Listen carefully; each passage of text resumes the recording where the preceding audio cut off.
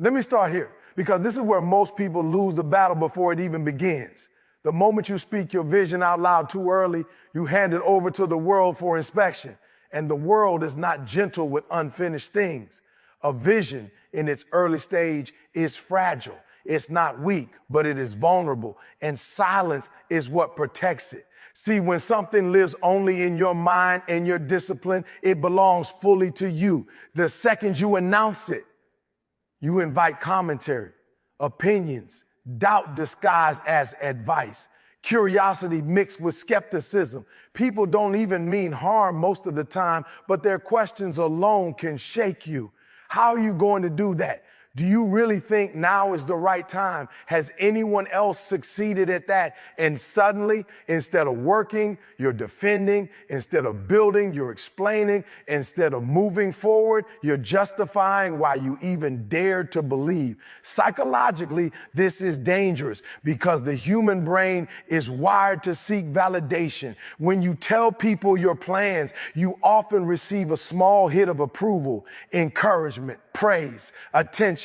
And that feeling can trick your mind into thinking progress has already been made. You feel accomplished before you've actually done the work. Silence removes that illusion. When nobody knows what you're doing, there is no applause to distract you, only execution. Philosophically, silence forces responsibility. When your vision is private, failure has nowhere to hide. You can't blame pressure. You can't blame expectations. You can't blame outside noise. It's just you and the work, and that's uncomfortable. But growth has never been comfortable. Silence strips you down to your discipline, your habits, your consistency. It asks one question every day: are you serious or are you just talking?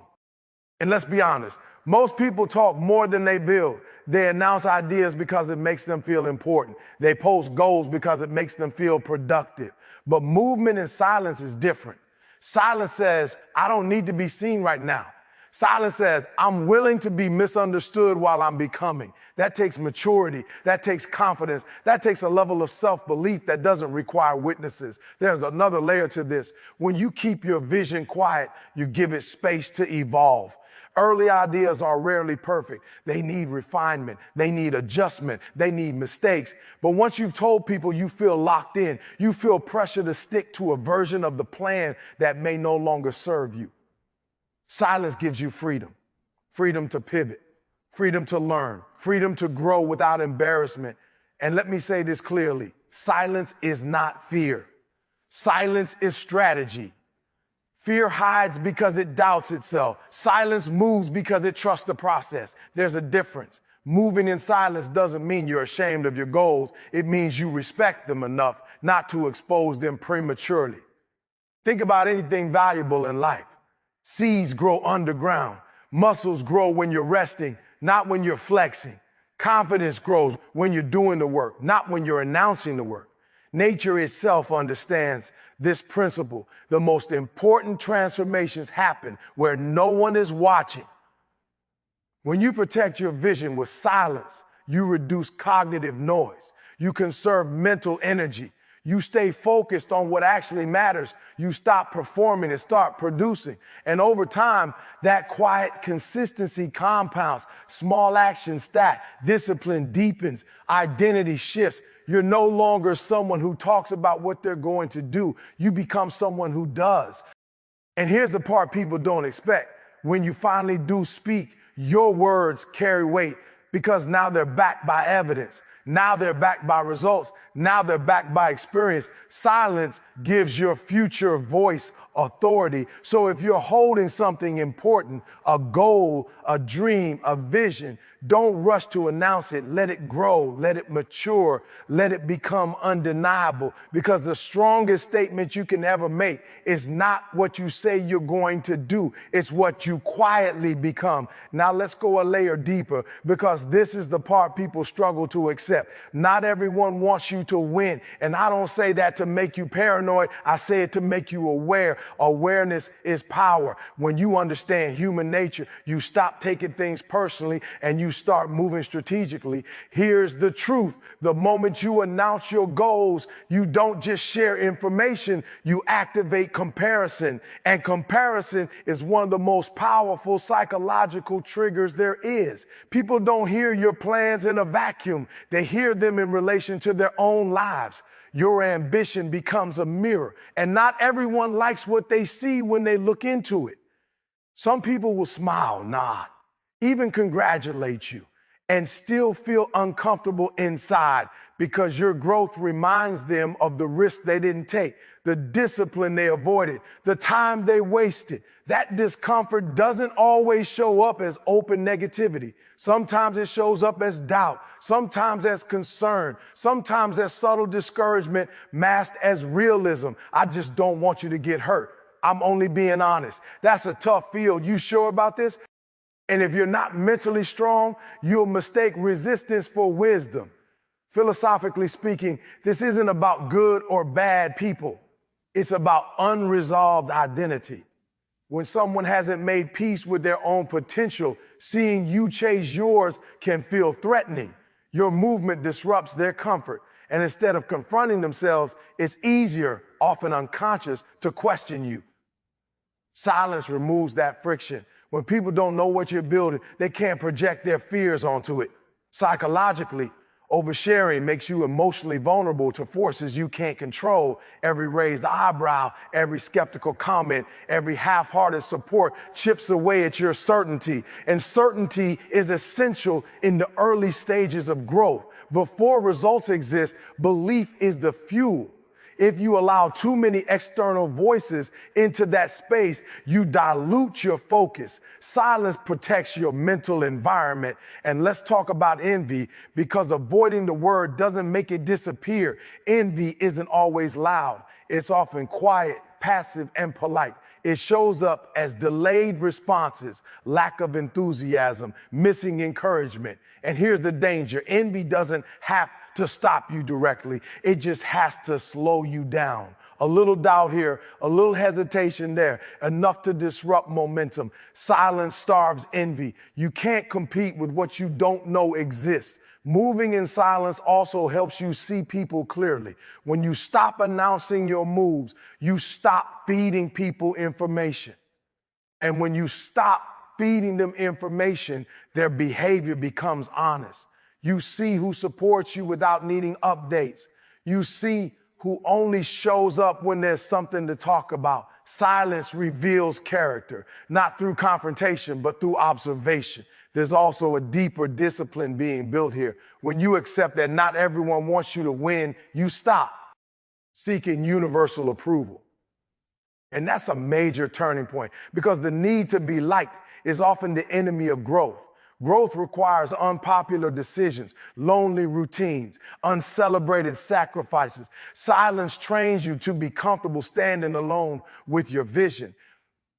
Eric Thomas says it best in essence: when you want to succeed as bad as you want to breathe, you don't have time to explain yourself. And that's the mindset silence creates. You're too busy working to worry about who's clapping, too focused to notice who's doubting. You're not offended, you're occupied. And understand this: protecting yourself doesn't mean isolating yourself. It means being selective. It means choosing when to speak, who to speak to, and why. Wisdom isn't silence all the time. It's silence at the right time. Share your goals with mentors, not crowds, with builders, not spectators, with people who are doing the work, not just talking about it. Because when the results come, and they will, if you stay disciplined, the narrative changes. The same people who questioned you will ask how you did it. The same silence that protected you will now amplify your success. And at that point, you won't need revenge, validation, or explanation. The work will speak for you. So remember this: silence isn't about hiding from people. It's about refusing to let their limitations shape your destiny. Move, quietly, build deliberately, and never forget sometimes the strongest move you can make is to let people underestimate you while you're becoming unstoppable. Now let's talk about proof, because at some point, silence has to turn into substance. And this is where a lot of people get exposed. Results speak louder than announcements. Always have, always will. You don't need a press release for discipline. You don't need a countdown for consistency. Real progress doesn't make noise while it's happening, but when it shows up, it's undeniable. Here's the psychological truth. People don't believe promises, they believe patterns. You can tell someone what you're going to do, and it means nothing if there's no evidence behind it. In fact, the more you talk, the less weight your words carry, because talking is easy, execution is rare, and human beings are wired to respect what is rare. Think about it. When someone constantly announces their goals, people start listening less. Not because they're bad people, but because the brain learns quickly. It recognizes repetition without reward. You've heard the plan before, but you haven't seen the progress. So the mind disengages. Silence avoids that trap. When you don't announce, you don't fatigue your audience. You let anticipation build naturally without trying. Philosophically, there's power in letting reality do the talking. When results arrive without explanation, they carry authority. They shift conversations. They change how people see you, not because you demanded respect, but because you earned it. And earned respect lasts longer than borrowed attention. There's also something deeply grounding about focusing on outcomes instead of applause. When you measure yourself by results, not reactions, you gain clarity. You stop asking, do they like this? And start asking, does this work? That's a higher level of thinking. That's maturity. That's leadership.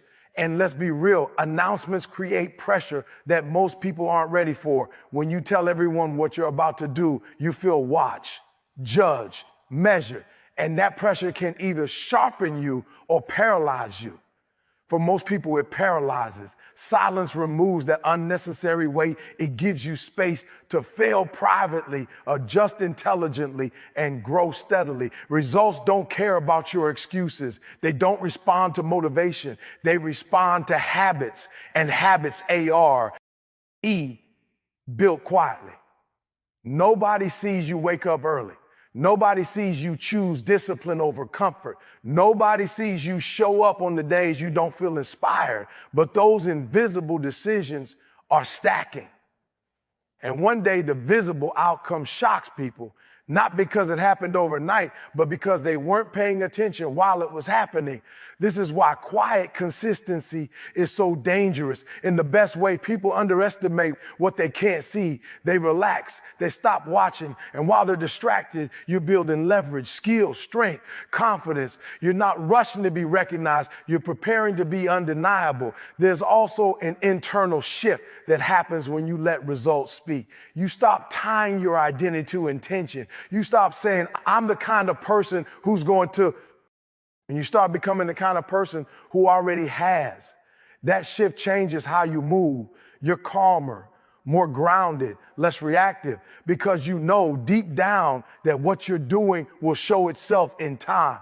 And time is the great revealer. It exposes who was serious and who was just loud. It separates momentum from motion. Anyone can start, anyone can announce, but only a few can finish. Silence gives you the patience to stay in the process long enough for the work to mature. When results finally arrive, they don't just validate the work, they rewrite the story. People stop questioning your vision and start asking for your perspective, not because you convinced them, but because you demonstrated something they couldn't ignore, and that's influence. Real influence doesn't come from volume, it comes from evidence. So don't worry about being seen early. Don't stress about being recognized mid-process.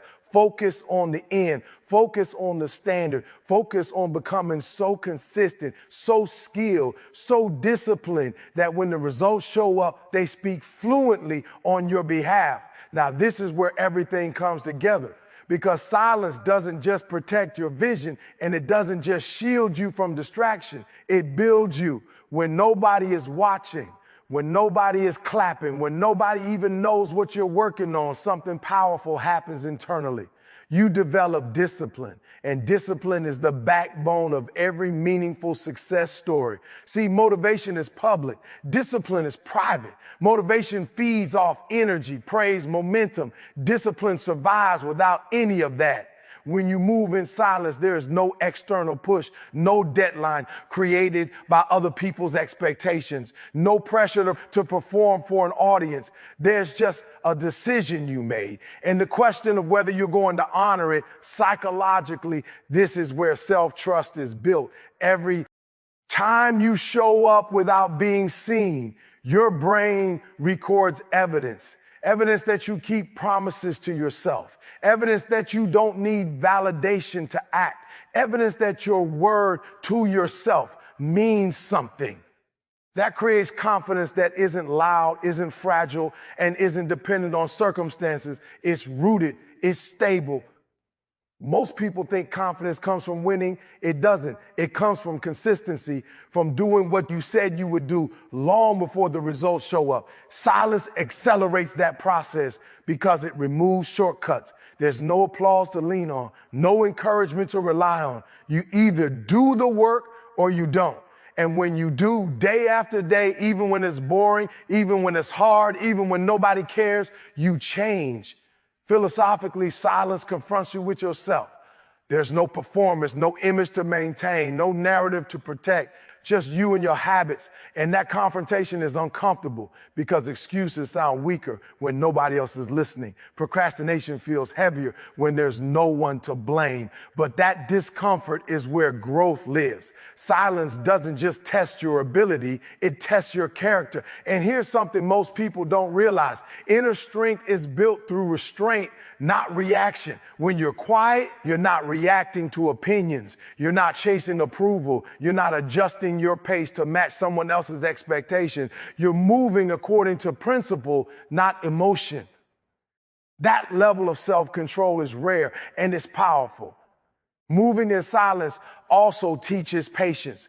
And patience is a form of intelligence. It's the understanding that everything doesn't need to happen now and everything doesn't need to be seen. In a world obsessed with instant feedback, silence trains you to delay gratification, to work today for results you might not see for months or years. That patience sharpens focus and strengthens resolve. There's a reason the strongest people don't talk much about what they're doing. They don't need to. Their confidence isn't something they're trying to convince others of. It's something they've proven to themselves. They've been through the quiet mornings, the lonely nights, the moments where quitting would have been easy and nobody would have known, and they stayed. That's where identity is forged, not in the highlight moments, but in the hidden ones. Silence turns effort into character. It transforms goals into standards. You stop asking, can I do this? And start saying, this is who I am. And once something becomes part of your identity, it's no longer fragile. You don't need motivation to maintain it. You protect it instinctively. Eric Thomas talks about hunger, about wanting it so bad you don't need reminders. Silence is hunger. Silence is obsession without noise. It's waking up and doing the work, not because someone expects it, but because not doing it feels wrong. That's when you know discipline has taken root. And when discipline meets time, something unstoppable is formed. Not hype, not talent alone, but resilience. The kind that doesn't fold under pressure, the kind that doesn't panic when results are slow, the kind that keeps moving whether the season is easy or brutal. So if right now it feels lonely, if it feels quiet, if it feels like nobody notices, good. That's not a sign you're off track. That's a sign you're being built. Stay there long enough and that silence will turn into strength. That strength will turn into result. And those results will speak in a voice so clear you'll never need to explain yourself.